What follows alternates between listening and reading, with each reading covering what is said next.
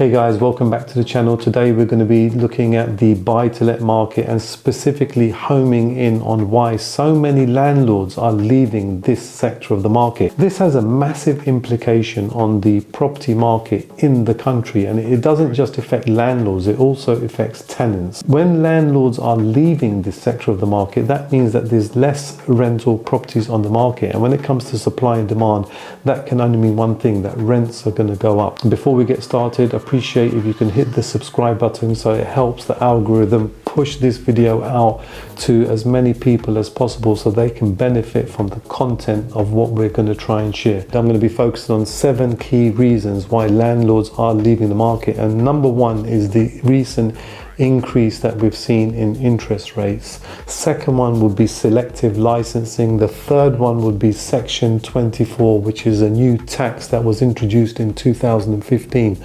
The fourth one is going to be the abolishment of the Section 21, which is a no-fault eviction, incorrectly known, which I'm going to explain to you in a short while. The next one, which is point 5, is the increase in the EPC from a minimum rating of C, and the potential increase in capital gains tax, which could go up to 40% for landlords looking to sell their property. And the last and final is point number 7, which is the Renters' Rights Bill, which is a new legislation that's going through the Houses of Parliament at the moment, and how that significantly changes the rights of landlords when it comes to evicting tenants, and also helps tenants as well. Before we get started, there's 2 fundamentals when it comes to buy-to-let investments, and the first one would be rental income, and ideally this should be a positive cash flow that generates a monthly income, which is what we call passive income from your rental portfolio. And the second would be capital appreciation. This is where your property goes up in price over the course of the time that you actually hold this property investment. So let's start off with point number 1, which is the increase in interest rates. Since 2019, there has been 14 consecutive interest rate hikes that the UK has seen. In 2019 we had a base rate of 0.1%, and today it stands at 5.25%, which is the highest that it's been for over 15 years. And that's a crucial factor of why landlords are leaving the market, because ultimately it increases their monthly mortgage payment. For example, in December 2019, your mortgage repayment may have been £1,000 a month. You may have been achieving £2,000 rental income per month, which means that you're in a £1,000 passive income positive cash flow. Fast forward to today, your £1,000 has now increased to a monthly repayment of £3,000. Your rental income is £2,000. That means that you're in a negative situation by £1,000 per month. And when you've got landlords that have a portfolio of properties, they could be topping up tens of thousands of pounds. And this is actually something that's unsustainable for many landlords, and they have to exit the market. Fortunately for some, they can sell and exit, whilst others might have their properties repossessed. And we've seen an increased number of repossessions over the course of the last 3 years as well. And it's something that's unfortunate, but it's reality, and that's what it's like on the ground. The good news is that interest rates could be and are on their way down. Point number 2 is selective licensing. This is where local authorities have introduced licensing requirements for landlords in order for them to let their properties. One of the most common one is a HMO license, which is a house of multiple occupancy. And very simply put, this is a tax that's been imposed on landlords by the local authority. And there's other licenses that have been introduced by other local authorities around the country, which sometimes can help with the communities, so it can avoid antisocial behavior, for example. It can also improve the standard of properties that landlords have to deliver for tenants, so that's a benefit to tenants, where you've got properties that have to meet a minimum standard.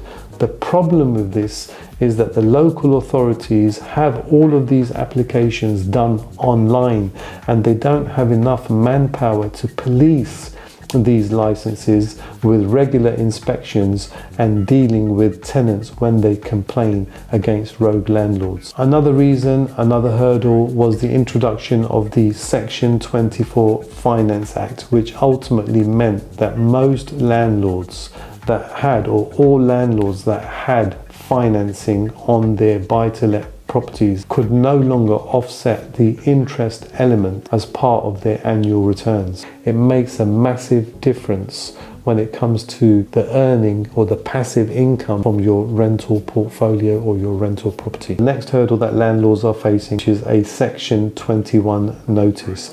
This is fondly known as a no-fault eviction, and it's a way for landlords to bring a tenancy to an end by serving a 2-month notice.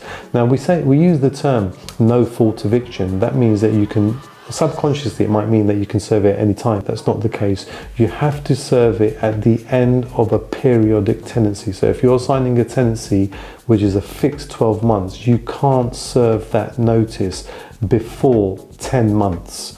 You need 10 months and a clear 2 months for that notice to take effect. Another major concern for landlords is the possibility of the EPC minimum rating being increased to C, with many what I call old school landlords that have owned property for 15 or 20 years. Some of these properties may not necessarily be in disrepair, but they haven't got up-to-date energy performance certificates where they need to upgrade their windows, upgrade insulation, and this is all an increased cost. Up north you can find a property for £80,000, £100,000, £200,000, much lower than London, and the cost of bringing your property up to a C rating means that you might need to change the windows, you might need to change the loft and the insulation, you might have to have more insulation and heating installed, and this could run into thousands of pounds. If your property is valued at £100,000 and you're a buy-to-let landlord,